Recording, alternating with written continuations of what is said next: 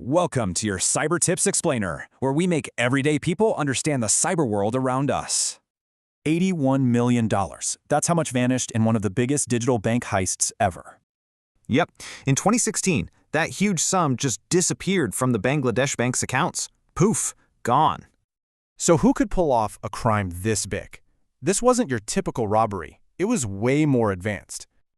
Well, the trail led to a really shadowy group with a global reach, the Lazarus Group.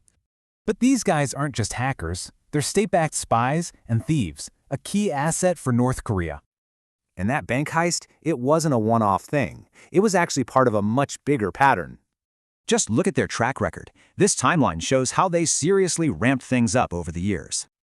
Back in 2014, they hit Sony Pictures for making fun of their leader in a movie.